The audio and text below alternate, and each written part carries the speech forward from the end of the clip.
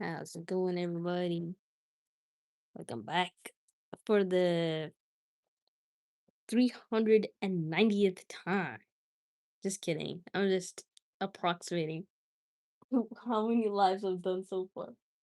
It's crazy though. I'm so happy that I'm consistent with something in my life. I shouldn't speak too soon though. I don't know what's gonna happen. But yeah, I haven't been using any bookmarks. I have so many. I have like this one. Yo, Alien Cockerel, welcome back to the stream. How have you been? Nice to see you.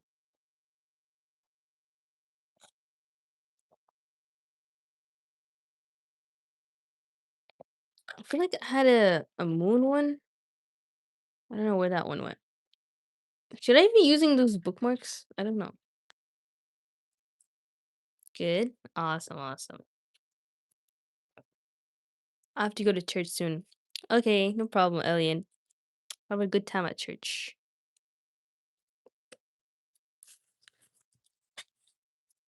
So, yeah, yesterday I stopped at the end of this page because of those three dots there. I forgot which chapter this is. Oh yeah, this is chapter 6. I should change the name of this stream, but not now. Okay, no problem. But yeah, let me know how your day was. Oh, actually, I probably asked already. Okay, let's start officially now. So, must we go any further? Asked Bilbo, when it was so dark that he could only see Thorn's beard wagging beside him, and so quiet that he could hear the dwarves breathing like a loud noise. My toes are all bruised and bent, and my legs ache, and my stomach is wagging like an empty sack. A bit further, said Gandalf. After what seemed ages further, they came suddenly to an opening where no trees grew. The moon was up with and was shining into the clearing. Hold on, I can see a little bit. Somehow it struck all of them as not at all a nice place, although there was nothing wrong to see. All of a sudden they heard a howl away downhill, a long shuddering howl. It was answered by another away to the right and a good deal nearer to them. Then by another not far away to the left. It was wolves howling at the moon, wolves gathering together. Allahu Akbar. Hey, Eriska, welcome back to the stream. I hope you have fun. I have to go. Bye. Okay, bye, Alien. Thanks for tuning in a little bit. And Eru, welcome back to the stream. How's it going? We're just continuing the Hobbit book, Alhamdulillah. So basically, um, now they're going on with their journey like nothing ever happened with the goblins or anything. The only difference is that now they have their ring and get what's his name? Bilbo is hiding it from the dwarves and Gandalf. So yeah, they found a nice place to stay, but now they're surrounded by wolves in the moonlight. Good. How about you, Jojo? I'm awesome. Today was a good day. I mean, I didn't even step outside like I thought I would. There is in fact a spider. I don't know if y'all can see it. It's like all the way up there, and it's ginormous. Do some fun activities. I'm sorry. This is a studying channel, so fun is reading. Reading is fun. We should name it. I don't know. It's so scary. Let's name him Gollum, cause he's alone. He's precious. I wish I like spiders. Put a poll for spider names. A poll, okay. Let's see. How do you do that? I'm not so sure how to add polls. You got a new pet. I would feel bad if I like kept him in this box because I remember putting a weevil in here and that weevil died. Weevils live for like years or something.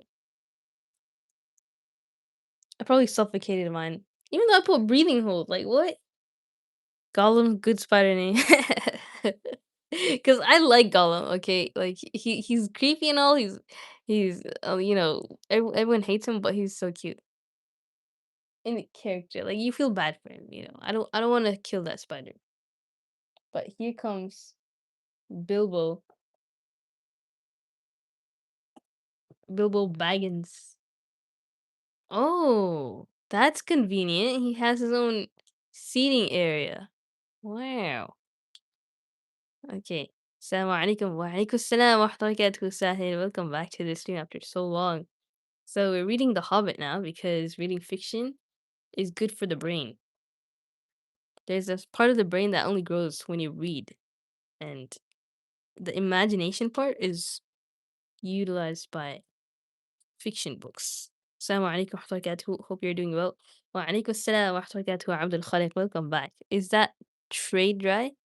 Oh yeah, it is. I forgot to show it. Let me go get it. Um, yeah. Be back in like 2 minutes.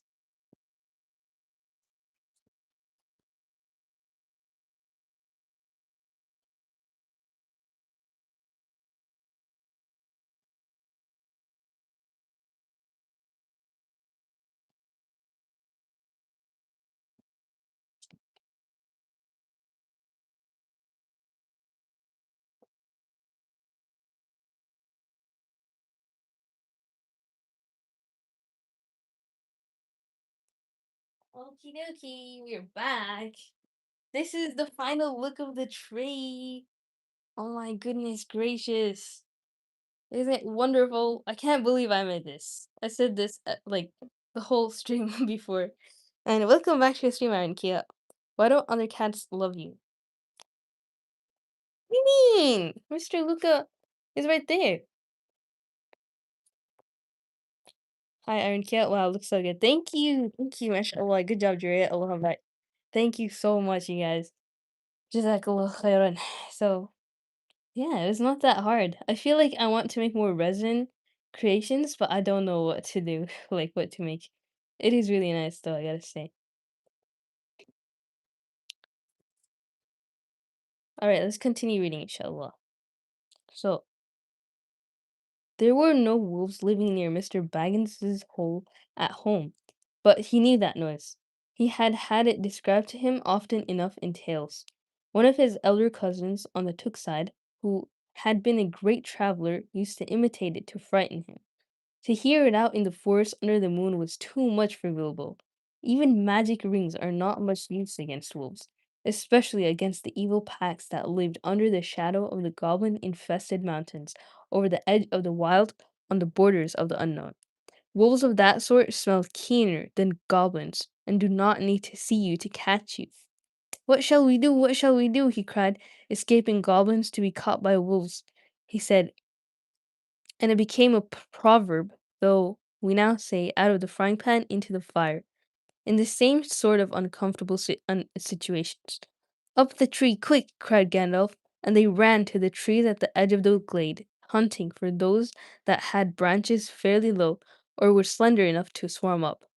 They found them as quick as ever they could. You can guess, and up they went as high as ever they could trust the branches. You would have laughed from a safe distance if you had seen the dwarves sitting up in the trees with their beards dangling down, like old gentlemen gone cracked and playing at being boys. Philly and Killy were at the top of a tall larch like an enormous Christmas tree. Dori, Nori, Ori, Oin, and Gloin were more comfortable in a huge pine with regular branches sticking out at intervals, like the spokes of a wheel. Biffer, Boffer, Bomber, and Thorin were in another. Dwalin and Balin had swarmed up a tall, slender fir with few branches, and were trying to find a place to sit in the greenery of the topmost boughs. Gandalf, who was a good deal taller than the others, had found a tree in which they could not climb, a large pine standing at the very edge of the glade. He was quite hidden in its boughs, but you could see his eyes gleaming in the moon as he peeped out.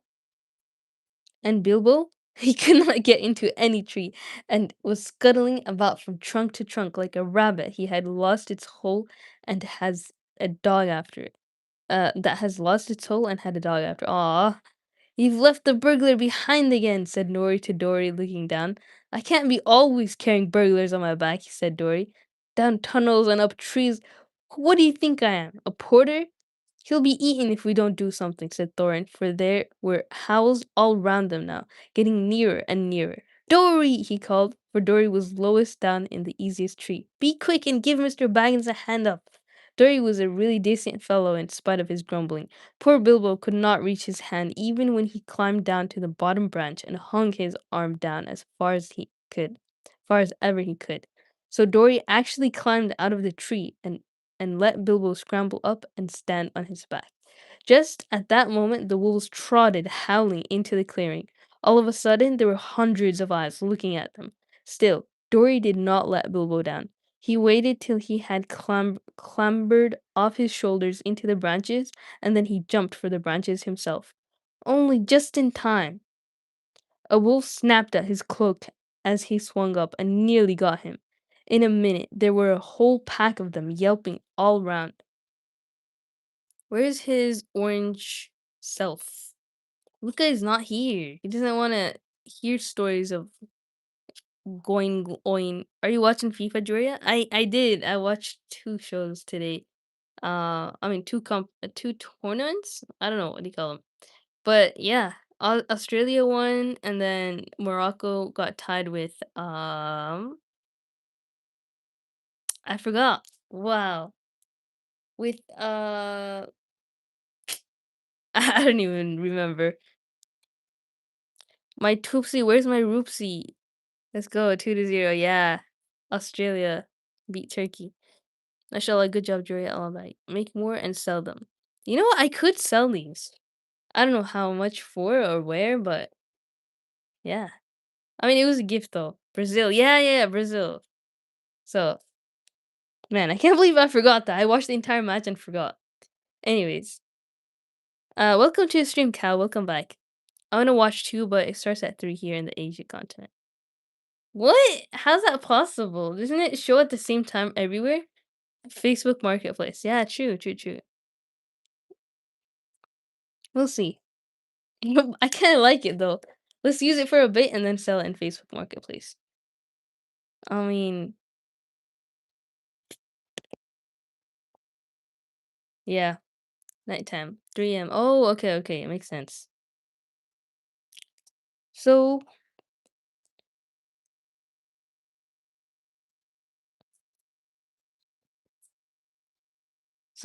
there's a whole pack of them yelping all around. This reminds me of Leo. Oh my gosh, Iron Kia. The coyotes, they're just like these wolves. Whole pack of them yelping all around the tree and leaping up at the trunk with eyes blazing and tongues hanging out. Hello, Kayla. Welcome back to the stream. How's it going? But even the wild wargs, for so the evil wolves over the edge of the wild were named, cannot climb trees. For a time, they were safe. Luckily, it was warm and not windy. Trees are not very comfortable to sit in for long at any time. This guy knows. But in the cold and the wind, with wolves all round below waiting for you, they can be perfectly miserable places. This glade in the ring of trees was evidently a meeting place of the wolves. More and more kept coming in. They left guards at the foot of the tree in which Dory and Bilbo were, and then went snuffling about till they had smelt out every tree that had anyone in it. These they guarded too, while all the rest, hundreds and hundreds it seemed, went and sat in a great circle in the glade, and in the middle of the circle was a great grey wolf. He spoke to them in the dreadful language of the wargs. Gandalf understood it. Bilbo did not, but it sounded terrible to him, and as if their talk was about cruel and wicked things, as it was. Every now and then all the wargs in the circle would answer their great chief altogether, and their dreadful clamor almost made the hobbit fall out of his pine tree. I'll tell you what Gandalf heard, though Bilbo did not understand it. The wargs and the goblins often helped one another in wicked deeds.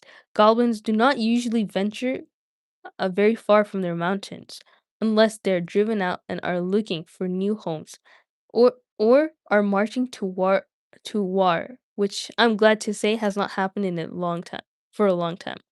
But in those days, They sometimes used to go on raids, especially to get food or slaves to work for them. Then they often got the wargs to help and shared the plunder with them. Sometimes they rode on wolves like men do on horses. Now it seemed like a great goblin raid had been planned for that very night. The wargs had come to meet the goblins, and the goblins were late. The reason, no doubt, was the death of the great goblin, and all the excitement caused by the dwarves and Bilbo and the wizard for whom they were probably still hunting. Yuki is mayor too. I love this cat. I hate you, Mr. My mayor's Muslim, my bagel's Jewish, my Christian's Dior, and Nixon for. Yeah, that that's like every New Yorker. How are you? I'm good, thank you, Killer, for asking. Waiting for you to start the other one. I have to start it after I finish this one, because otherwise, like, I don't know, I can't read two books at one time, you know? Why do you hate me? Scott, Scott, Scott. Yeah, maybe you guys can talk it out. And welcome to the stream, user. Sorry, I forgot to say that. Let's continue. All right, next page. In spite of the dangers of this far land, bold men had of late been marking their way back into it from the south, cutting down trees and building themselves places to live in among the more pleasant woods in the valleys and along the river shores. There were many of them, and they were brave and well armed, and even the wargs dared not attack them if there were many together, or in the bright day. But now they had planned with the goblins' help to come by night upon some of the villages nearest the mountains. If their plan had been carried out, there would have been none left there next day. All would have been killed except the few the goblins kept from the wolves and carried back as prisoners to their caves. This was dreadful talk to listen to, not only because of the brave woodmen and their wives and children, but also because the danger which now threatened Gandalf and his friends. The wargs were angry and puzzled at finding them here in their very meeting place.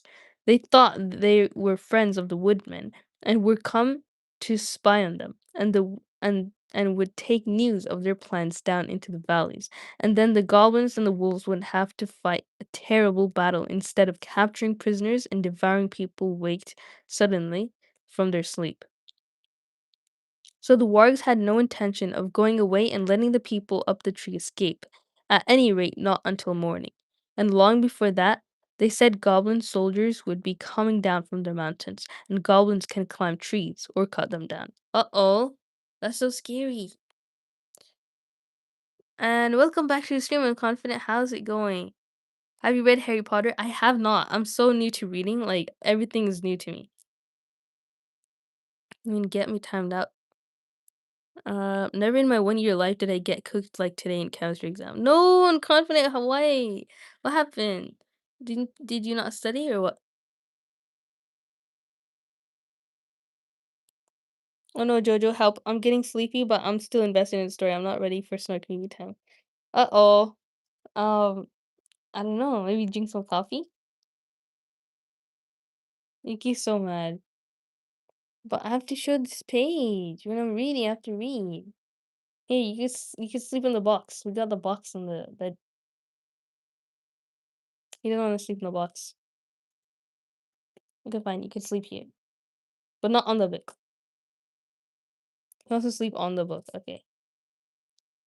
I should read books more often instead of watching movies based on them. Yeah, exactly. There's nothing like the book, apparently. Like books are everyone says like books are better, but I've never understood why. But reading this now, it makes me understand a little bit because it's so interesting. Like it's so captivating. And the obviously the characters how they look, it cannot be captured in real life versus your imagination. You can just want to read with you. Yeah, I guess so. If I fail, then it's all over. I'm gonna leave everything for on Instagram. You know what? That's a good idea, but we're gonna miss you. Don't saw her. What is saw? Sue? Um.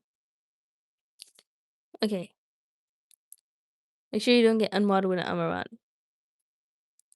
Alright. In spite of the dangers of this far land, bold men had of late been making their way back into it from the south, cutting down trees and building themselves places to live in among the more pleasant woods. Wait, I already read that, right? Okay, and cut them down. Now you can understand why Gandalf, listening to their growling and yelping, began to be dreadfully afraid, wizard though he was, and to feel that they were in a very bad place and had not yet escaped at all. All the same, he was not going to let them have it all their own way. Though he could not do very much stuck up in a tall tree with wolves all round on the ground below. He gathered the huge pine cones from the branches of the tree. Then he set one alight with a bright blue fire and threw it whizzing down among the circle of the wolves. It struck one on the back, and immediately his shaggy coat caught fire, and he was leaping to and from, yelping horribly. Then another came, and another, one in blue flames, one in red, another in green. They burst on the ground in the middle of the circle and went off in colored sparks and smoke. A specially large one hit the chief wolf on the nose, and he leaped into the air 10 feet, and then rushed round and round the circle, biting and snapping, even at the other wolves in his anger and fright. The dwarves and Bilbo shouted and cheered. The rage of the wolves was terrible to see, and the commotion they made filled all the forest. Wolves are afraid of fire at all times, but this was a most horrible and uncanny fire. If a s- if a spark got in their coat, it stuck and burned into them, and unless they rolled over quick, they were soon all in flames. Very soon, all about the glade wolves were rolling over and over to put out the spark on their backs, while those that were burning were running about howling and setting others alight, till their own friends chased them away, and they fled off down the slopes, crying and yammering and looking for water. Aw, poor wolves or wargs. But they're not really wolves, because they could talk to goblins, so I guess yeah, they're evil. And welcome back to the stream, Queen. Which character do you like till now? I mean, I most resonate with Bilbo because he's so, I don't know, he's like a cozy person who's forced to not be cozy. Try again, fail again, try again, fail again, failing is better. It's true. I mean, the only way to get better is by failing. Queen, it's so nice to see you. Yeah, I'm barely involved in drama. Quick question, Jojo. Why is 90% of chat moderators? That's true. I should take off some moderators. Picks and pops. Wish I could say the same for you. Nice. Oh no, Queen. Arrow not 90%, but 100%. Picks, pops, and Dora. Oh my god. But I guess because to answer your question, Arrow, it's because whenever there's like a live stream going on and like there's no mods in the chat, like I choose somebody to be a mod in case like there's a troll and like I'm not looking at the chat. And because I stream at so many different time zones, like people come at different times, and then if I make mod per live, and then one time like they all come at the same time, then it looks like a lot of moderators, but it's good for, you know, to in case of trolls and stuff. And mod killer, I'll be back, queen. I mean, he didn't abuse his mod though. You can ban and timeout too. True, true. Okay, let's continue. What is all this uproar in the forest night? Said the Lord of the Eagles. He was sitting black in the moonlight on the top of a lonely pinnacle of rocks at the eastern edge of the mountains. I hear wolves' voices. Are the goblins at mischief in the woods? He swept up into the air, and immediately two of his guards from the rocks at either hand leaped up to follow him. They circled up in the sky and looked down upon the ring of the wargs, a tiny spot far, far below. But eagles have keen eyes and can smell things at a great distance. The lord of the eagles of the misty mountains had eyes that could look at the sun unblinking and could see a rabbit moving on the ground a mile below, even in the moonlight. Wow. So, though he could not see the people in the trees, he could make out the commotion among the wolves and see the tiny flashes of fire and hear the howling and yelping come up faint from far beneath him. Also, he could see the glint of the moon on goblin spears and helmets, as long lines of the wicked folk crept down the hillside from their gate and wound into the wood. do I read my previous comment? Let me see. Unconfident. Mimi, eyes, eyes. Never mind. Where's your craft? Can you show it? I'll screenshot it and show it to my sister. Oh, here you go. This here it is. This is the craft, the resin tray, and it came out so perfect. I'm so happy with it. And it looks store bought. Like what? I can't believe I made that. That's insane. And Yuki wants to sleep on it. Okay, here you go, Yuki.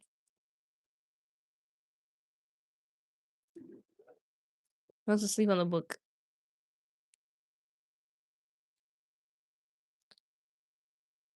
New York gonna turn into Gotham. You don't want to be modern conditional? Not that. Oh, thanks. Of course. I did it throw on the ground. Bruh. It's not glass, it's resin. So even if you did throw it on the ground, I don't think it'd break that easily.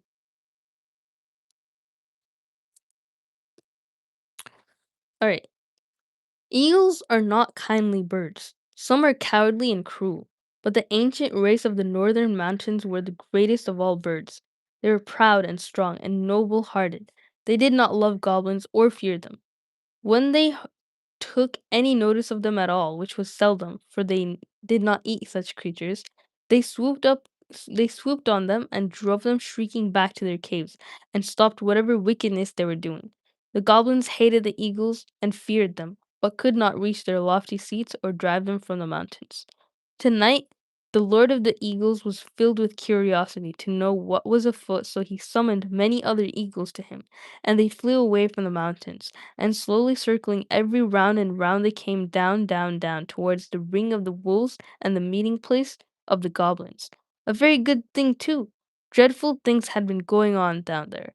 The wolves that had caught fire and fled into the forest and set it alight in several places. It was high summer, and on this eastern side of the mountains there had been little rain for some time.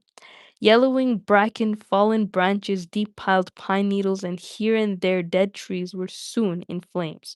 All round the clearing of the warg's fire was leaping, but the wolf guards did not leave the trees. Maddened and angry, they were leaping and howling round the trunks, and cursing the dwarfs in their horrible language, with their tongues hanging out and their eyes shining as red as and fierce as the flames. Then suddenly goblins came running up yelling. They thought a battle with the woodmen was going on, but they soon learned what had really happened. Some of them actually sat down and laughed. Others waved their spears and clashed the shafts against their shields. Goblins are not afraid of fire, and they soon had a plan which seemed to them most amazing. Some got all the wolves together in a pack. Some stacked fern and brushwood round the tree trunks. Others rushed round and stamped and beat and stamped until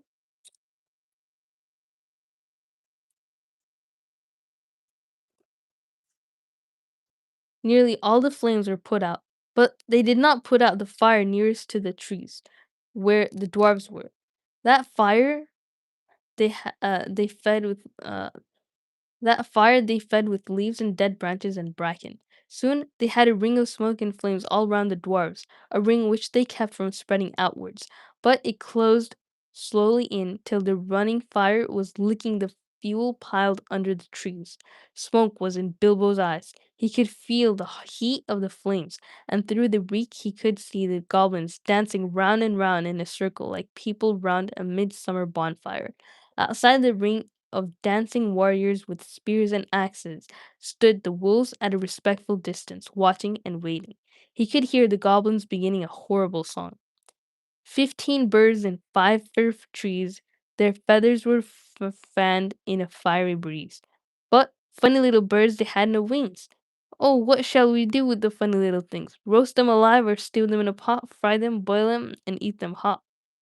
Then they stopped and shouted out, "Fly away, little birds! Fly away if you can! Come down, the little birds, or you will get roasted in your nests! Sing, sing, little birds! Why don't you sing? Go away, little boys!" "Oh, go away, little boys!" shouted Gandalf in answer. "It isn't bird nesting time. Also, naughty little boys from the play that play with fire get punished." He said it to make them angry and to show them he was not frightened of them. Though, of course, he was, wizard though he was. But they took no notice, and they went on singing. Burn, burn, tree and fern, shrivel and scorch, a fizzling torch to light the night for our delight. Hey, yeah, hey. Bake and toast 'em, fry and roast 'em, till beards ablaze and eyes glaze, till hair smells and skin cracks for melter. Fat melts and bones black and cinders lie beneath the sky, so dwarfs shall die and light the night for our delight. Yeah, hey, yeah, howdy, hey, yeah, ho. And with that, Yahweh, the flames were under Gandalf's tree. In a moment, it spread to the others. The bark caught fire. The lower branches cracked. Then Gandalf climbed to the top of his tree. Then the sudden splendor flashed from his wand like lightning, as he got ready to spring down from on high right among the spears of the goblins. That would have been the end of him, though he would probably have killed many of them as he came hurtling down like a thunderbolt. But he never leaped. Just at that moment, the Lord of the Eagles swept down from above, seized him in his talons, and was gone. There was a howl of anger and surprise from the goblins. Loud cried the Lord of the Eagles, to whom Gandalf had now spoken. Back swept the great birds that were with him, and down they came like huge black shadows. The wolves yammered and gnashed their teeth. The goblins yelled and stamped with rage, and flung their heavy spears in the air in vain. Over them swooped the eagles. The dark rush of their beating wings smote them to the floor or drove them far away. Their talons tore at goblins' faces. Other birds flew to the treetops and seized the dwarfs, who were scrambling up now as far as they ever dared to go. Poor little Bilbo was very nearly left behind again. He just managed to catch hold of Dory's legs as Dory was borne off. Last of all, and up they went together above the tumult and the burning, Bilbo swinging in the air with his arms nearly breaking. Now, far below, the goblins and the wolves were scattering far and wide in the woods. A few eagles were still circling and sweeping up the battleground. The flames about the trees sweeping above the battleground. The flames about the trees sprang suddenly up above the highest branches. They went up in crackling fire. There was a sudden flurry of sparks and smoke. Bilbo had escaped only just in time. Soon the light of the burning was faint below, a red twinkle on the black floor, and they were high up in the sky, rising all the time in strong sweeping circles. Bilbo never forgot that flight, clinging onto Dory's ankles. He moaned, my arms, but Dory groaned, my poor legs, my poor legs. Oh my gosh, poor Bilbo. His legs must have hurt so bad. Out the way Reuben walks. He looks like a nervous bird. Is he a model? Dang. What am I reading? No problem, my bad. I just delete that. Now you're changing your crush queen. Hello, William the Hunger God. The Hobby, what a legend. Yeah, The Hobbit. And welcome back to Stream Nautical and Ostro. Alright, let's continue. Most people glaze eagles and dislike vultures, but vultures do so much to nature. Exactly! They do the most humanitarian work of keeping outbreaks inwards, like from, like rabies and stuff. What war do you find interesting to learn about? And this is 100% optional. Why? Battle of Badr. Arms of Steel right there. I know, right? Like, how I can't imagine how long he'd have to do like a uh, a dead hang to stay up there. At the best of times, heights made Bilbo giddy. He used to turn queer if he looked over the edge of quite a little cliff. And he had never liked ladders, let alone trees, never having had to escape from wolves before. So you can imagine how his head swam now when he looked down between his dangling toes and saw the dark lands opening wide underneath him, touched here and there with the light of the moon on a hillside rock or a stream in the plains. The pale peaks of the mountains were coming nearer, moonlit spikes of rock sticking out of black shadows. Summer or not, it seemed very cold. He shut his eyes and wondered if he could hold on any longer. Then he imagined what would happen if he did not. He felt sick. The flight ended only just in time for him, just before his arms gave way. He loosened Dory's ankles with a gasp and fell onto the rough platform of an eagle's eyrie. There, He lay without speaking, and his thoughts were a mixture of surprise at being saved from the fire, and fear lest he fall off that narrow place into the deep shadows on either side.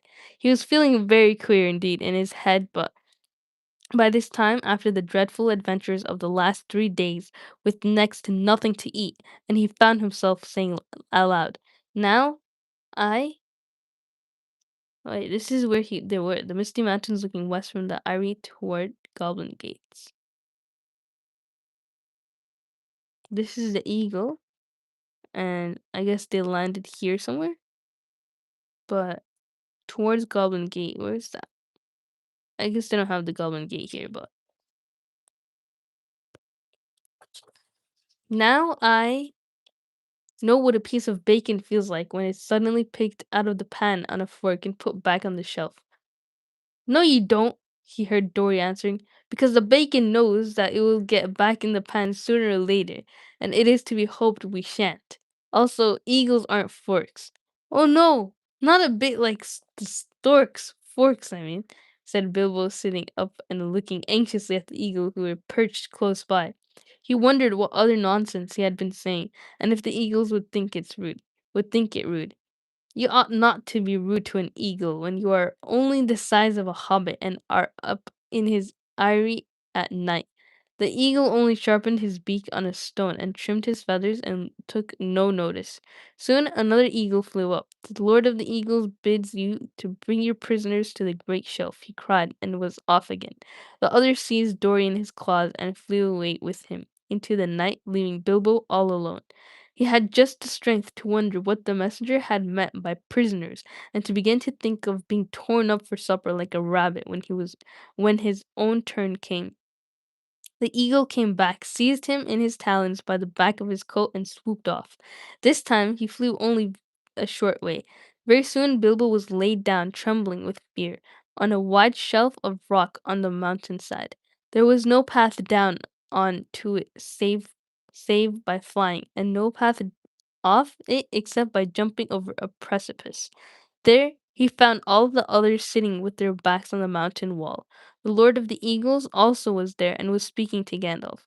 It seemed that Bilbo was not going to be eaten after all. The wizard and the Eagle Lord appeared to know one another slightly, and even to be on friendly terms. As a matter of fact, Gandalf, who had often been in the mountains, had once rendered a service to the eagles and healed their lords from an arrow wound. So you see, prisoners had meant prisoners rescued from the goblins, only and not captives of the eagles. Oh, very good news. Morocco more interesting than Brazil to me. That's true. I mean, they're kind of like the underdogs.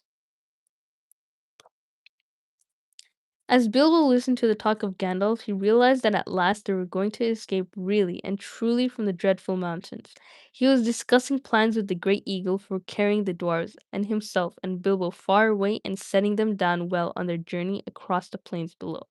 The Lord of the Eagles would not take them anywhere near where men lived. They would shoot us, they would shoot at us with their great bows of yew, he said, for they would think we were after their sheep. And at other times they would be right.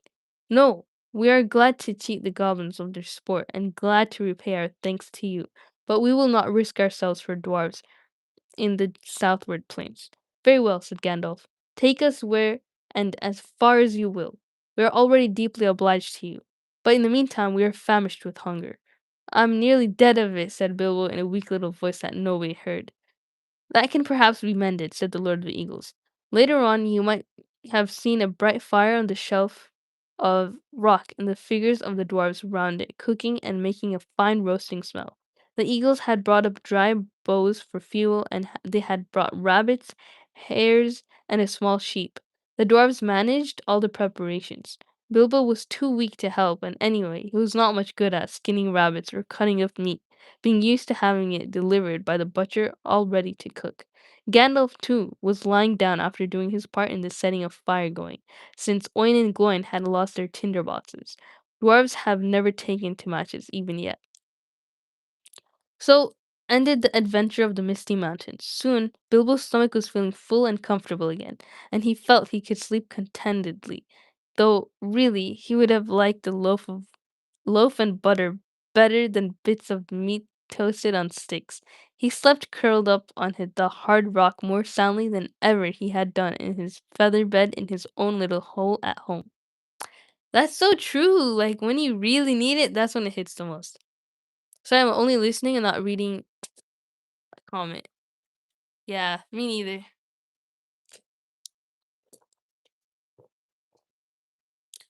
All night he dreamed of his own house and wandered in his sleep into his different rooms looking for something that he could not find nor remember what it looked like.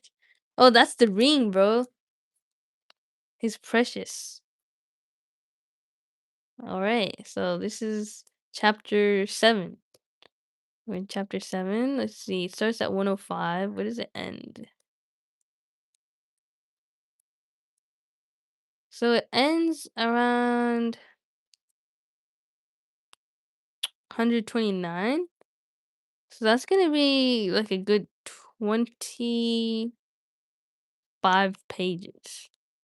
Should we stop here or should we continue reading a little bit? 25 pages. Let's see how much we did read.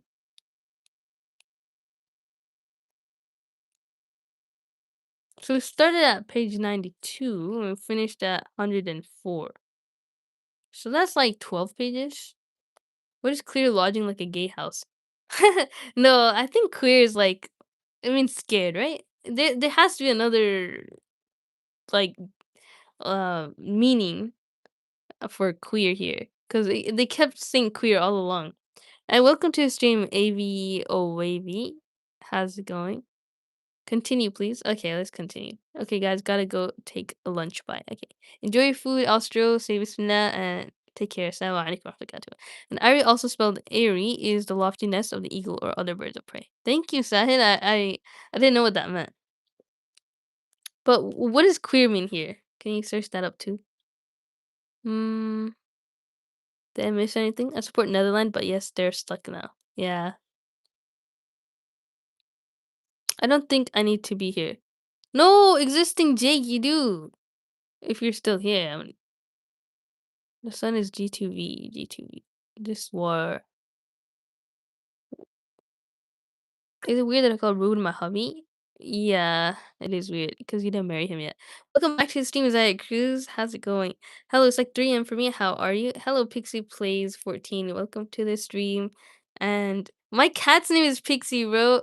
It's 12 a.m. for me here, so I'm from the West Coast. You're from the East Coast. But yeah, I'm good. I'm actually really good. Like this book is really good.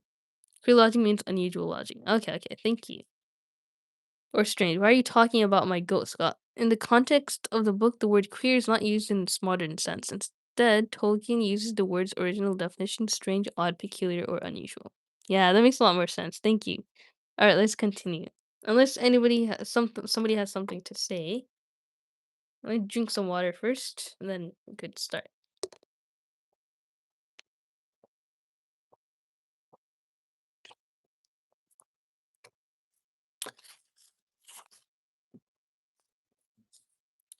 All right, chapter 7, Queer Lodgings.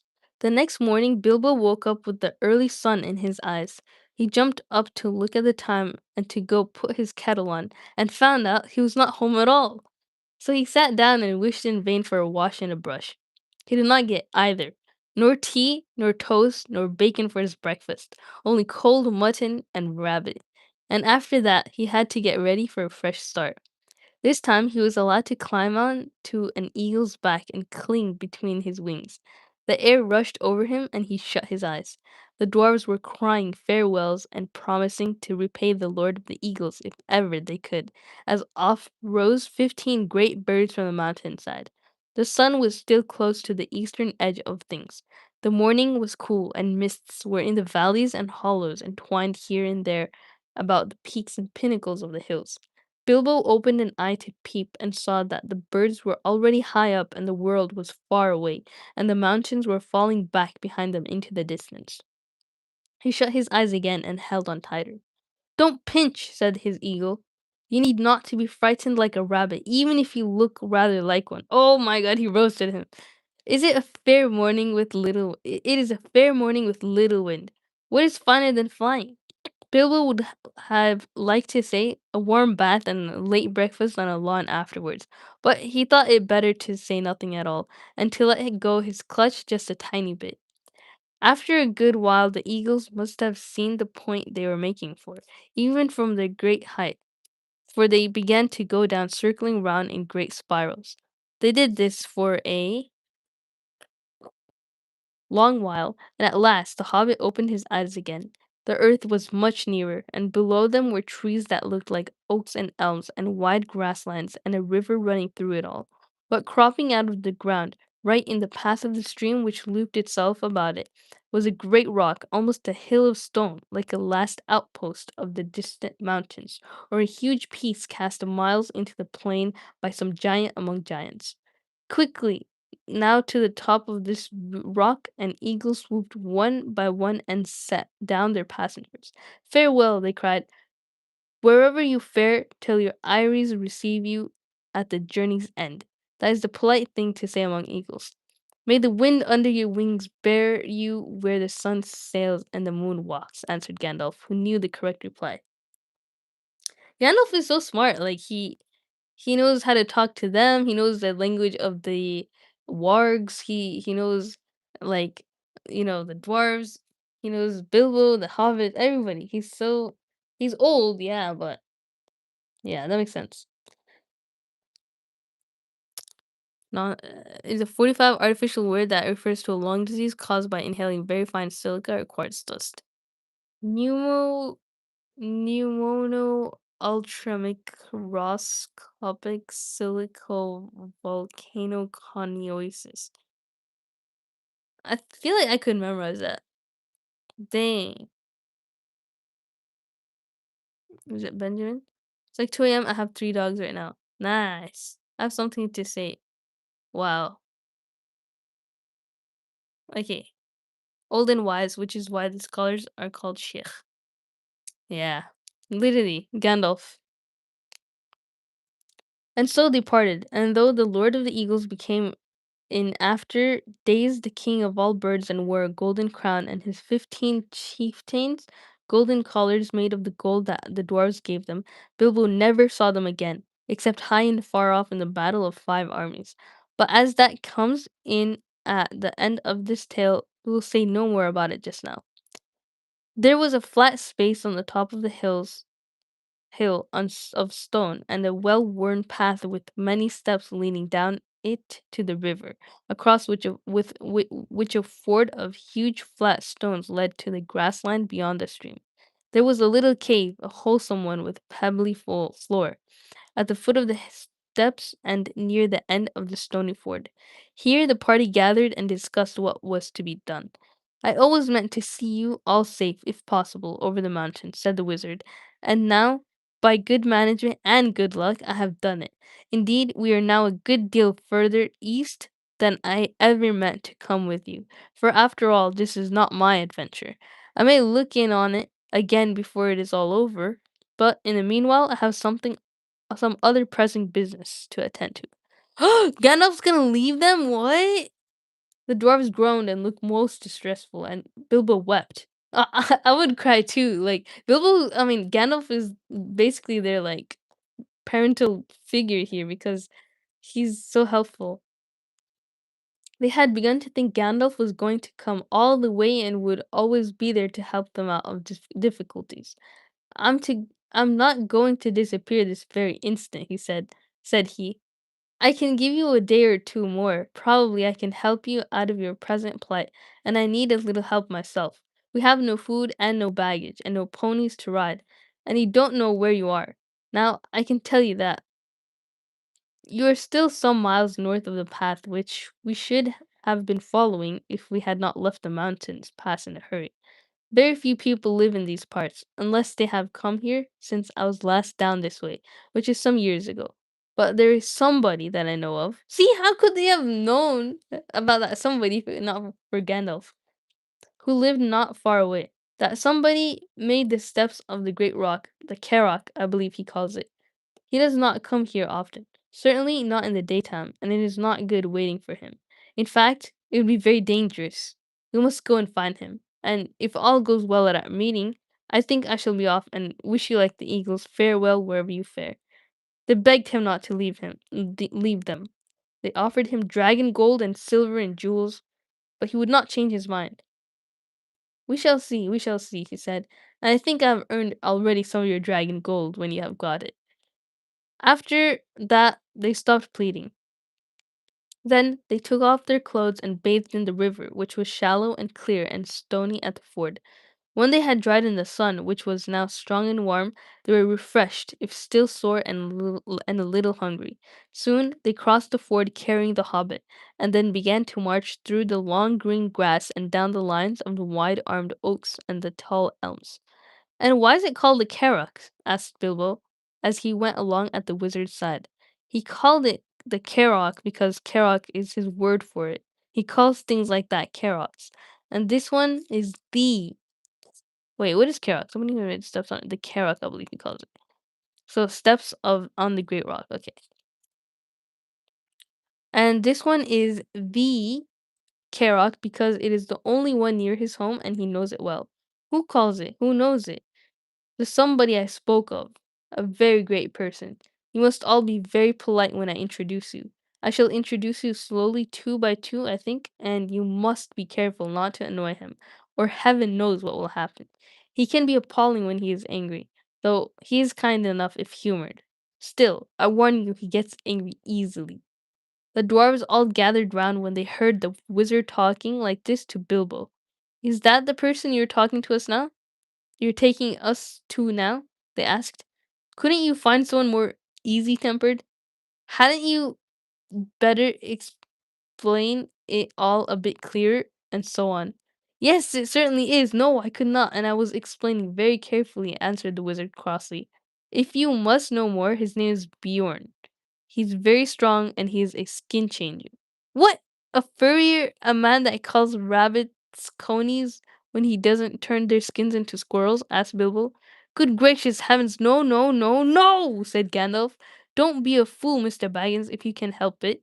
And in the name of all wonder, don't mention the word furrier again as long as you are within 100 miles of his house. Nor rug, cape, tippet, muff, nor any other such unfortunate words. He is a skin changer. He changes his skin. Sometimes he's a huge black bear. Sometimes he is a great strong black-haired man with huge arms and a great beard.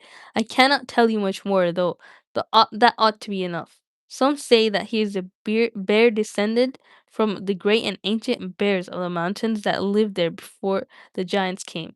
Others say that he is a man descended from the first men who lived before Smog, or the other dragons came into this part of the world, and before the goblins came into the hills out of the north. I cannot say, though I fancy the last is the true tale. Though I fancy the last is the true tale. So the last is that he lived before Smog and the other dragons came into the part of the world. And before the goblins came into the hills, I don't know. He's not the sort of person to ask questions of. At any rate, he is under no enchantment but his own. He lives in an oak wood and has a great wooden house. And as a man, he keeps cattle and horses which are nearly as marvelous as himself. They work for him and talk to him. He does not eat them, neither does he hunt or eat wild animals. He keeps hives and hives of great fierce bees and lives most on cream and honey. As a bear, he ranges far and wide. I see him sitting all alone at the top of the Carrock at night, watching the moon sinking towards the misty mountains, and I heard him growl in the tongue of bears. The day will come when when they will perish, and I shall go back. This is why I believe he once came from the mountains himself. Wow, you have always been worthy and confident, brother. Unconditional condition. I'm back. I like condition name, not gonna lie. Welcome back, killer. It's been raining heavily here yesterday. It overcast today. The monsoon is starting. Ooh, make a lot of dua, Abdul Khalid. Read some knowledge books, Julia. I do. I read so much nonfiction. This is the first fiction books I'm reading. Doing well, Eris. Thank you. We cooked. What's the point of using that? Like, bro, even you use these words during conversation, the other person should know it. Oh yeah. Okay. Should I continue? I can tell you why Gandalf knows so much, but it might give you info that you will learn in the future chapters. Okay, sounds good. That is really interesting though. I want to see like how like Gandalf was like when he was younger, or like why he's so old. But let's continue, shall we? I don't even know where to stop though, cause I've been reading for like almost an hour, but I think I'll stop over here at this page. So maybe like 3 more pages, 4 more pages. So Bilbo and the dwarves had now plenty to think about, and they asked no more questions. They still had a long way to walk before them. Up slope and down dale they plodded. It grew very hot. Sometimes they rested under the trees, and then Bilbo felt so hungry that he would have eaten acorns if any had been ripe enough yet to have fallen on the ground. Aw, poor Bilbo. It was the middle of the afternoon before they noticed that great patches of flowers had begun to spring up, all the same kinds growing together as if they had been planted. Especially was clover, waving patches of coxcomb clover and purple clover and wide stretches of short white sweet honey smelling clover. There was a buzzing and whirring and a droning in the air. Bees were busy everywhere. And such bees! Bilbo had never seen anything like them. If one was to sting me, he thought I should swell up as big again as I am. They were bigger than hornets. Ooh, that's so scary. The drones were bigger than your thumb. Like, like, dang. And a good deal, and the bands of yellow on their deep black bodies shone like fiery gold. We are getting near, said Gandalf. We are on the edge of his bee pastures. After a while, they came to a belt of tall and very ancient oaks, and beyond these to a high thorn hedge through which you could neither see nor scramble. "You had better wait here," said the wizard to the dwarfs, "and when I call or whistle begin to come after me. You'll see the way I go. But only in pairs, mind, about 5 minutes between each pair of you. Bomber is the fattest and will do for two. He had better come alone and last." That's so funny. "Come on, Mr. Baggins, there's a gate somewhere round this way." And with that he went off alone, the head taking the frightened hobbit with him. They soon came to a wooden gate high and broad, beyond which they could see gardens and a cluster of low wooden buildings, some thatched and made of unshaped logs, barns, stables, sheds, and a long low wooden house. Inside of the southward side of the great hedge were rows and rows of hives with bell-shaped tops made of straw. The noise of the giant bees flying to and from fro and crawling in and out filled all the air. The wizard and the hobbit pushed open the heavy creaking gate and went down a wide track towards the house. Some horses, very sleek and well groomed, trotted up across the grass and looked at them intently with their very intelligent faces. Then off they galloped to the buildings. "They have gone to tell him of the arrival of strangers," said Gandalf. Soon they reached the courtyard, three walls of which were formed by the wooden house and its two long wings. In the middle there was lying a great oak trunk with many lopped branches beside it. Standing near was a huge man with a thick black beard and hair, and great bare arms and legs with knotted muscles. He was clothed in a tunic of wool down to his knees, and was leaning on a large axe. The horses were standing by him with their noses at his shoulder. "Ugh, here they are," he said to the horses. "They don't look dangerous. You can be off." He laughed a great rolling laugh, but put down his axe and came forward. "Who are you, and what do you want?" he asked gruffly, standing in front of them and towering tall over above Gandalf. What? Gandalf was already tall, but this guy's even taller. Wow. As for Bilbo, he could easily have trotted through his legs without ducking his head to miss the fringe of the man's brown tunic. "I'm Gandalf," said the wizard. "Never heard of him," growled the man. "And what's this little fellow?" he said, stooping down to frown at the hobbit with his bushy black eyebrows. "This is Mr. Baggins, a hobbit of good family and an unimpeachable reputation," said Gandalf. Bilbo bowed. He had no hat to take off, and was painfully conscious of his many missing buttons.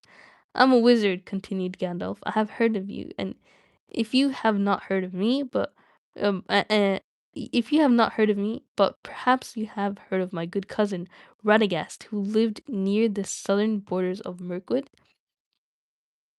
Yes, not a bad fellow as wizards go, I believe. I used to see him now and again, said Bjorn. Well, now I know who you are, or who you say you are. What do you want? To tell you the truth, we have lost our luggage and nearly lost our way, and are rather in need of help, or at least of advice. I may say we have had rather a bad time with goblins in the mountains. Goblins? Said the big man less gruffly. Oh ho, so you've been having trouble with them, have you? What did you go near them for? We did not mean to. They surprised us at night in a pass which we had to cross. We were coming out of the lands over the west into these countries. It's a long tale. Then you had better come inside and tell me some of it, if it won't take all day, said the man, leading the way through a dark door that opened out of the courtyard into the house. Following him, they found themselves in a wide hall with a fireplace in the middle. Though it was summer there, with a wood fire burning and the smoke was rising to the blackened rafters in search of the way of the out through an opening in the roof. They passed through this dim hall lit only by the fire in the hole above it, and came through another small door into a sort of veranda propped on wooden posts made of single tree trunks. It faced south and was still warm and filled with the light of the western sun which slanted into it. Yo, Jory, who's on your latest short? Yuki and Pixie. Oh, I'm feeling sleepy. Sorry. Yo, thanks for your sub. Thank you, Flash Slim, and welcome to the stream. For chocolate cake. Yeah, cake is good. Okay, bye, Confident. And hello, other paws with claws. Where did Queen go? She commented on my short. Say moo. I'm back. Okay. Okay. Alright. Gonna take a little nap, I guess. Bye. And fell golden on the garden full of flowers that came right up to the steps. Here they sat on wooden benches while Gandalf began his flowers in the gardens. Bilbo swung. Oh, wait. While Gandalf began his tale, and Bilbo swung his dangling leg, looking at the flowers in the garden, wondering what their names could be, as he had never seen half of them before. I was coming over the mountains with a friend or two, said the wizard. Or two? I can only see one, and a little one at that, said Bjorn. Well, to tell you the truth, I did not like to bother you with that, a lot of us, until I found out if you were busy. I'll give a call if I may. Go on, call away. So Gandalf gave a long shrill whistle, and presently Thorin and Dori came round the house by the garden path and stood bowing low before them. One or three you met, I see, said Bjorn. But these aren't hobbits, they're dwarves. Thorin Oakenshield at your service. Dori at your service, said the two dwarves bowing again. I don't need your service, thank you, said Bjorn, but I expect you need mine. I'm not over fond of dwarves, but if it is true you are Thorin, son of Thror, I believe, and that your companion is respectable, and that you are enemies of goblins and are not up to any mischief in my lands, what are you up to, by the way? They are on their way to visit the land of their fathers away east beyond Mirkwood, put in Gandalf, and it is entirely an accident that we are in your lands at all. We were crossing by the high pass that should have brought us to the road that lies to the south of your country when we were attacked by the evil goblins, as I was about to tell you. Go on telling then, said Bjorn, who was never very polite. There was a terrible storm. The stone giants were out hurling rocks, and at the head of the pass we took refuge in a cave. The hobbit and I and several of our companions. Dot dot dot. So I was telling Bjorn the story, and they're in this hall here. Now, where are the flowers at, though? Alright, I must stop here, though. She built like a Keseo short. Huh? What is Keseo? Anyways, thank you guys for watching and listening to me read for 1 hour. I'm gonna call it here, though. If you had a garden for yourself, which type of flower would you grow? That's a good question. I think damask roses, because that's what my name means. Jurea means damask rose. So yeah, those are my favorite flowers. I guess. Anyways, thank you guys. See you guys next time, inshallah. Assalamu alaikum wa rahmatullahi wa barakatuh. And have a good rest of your day.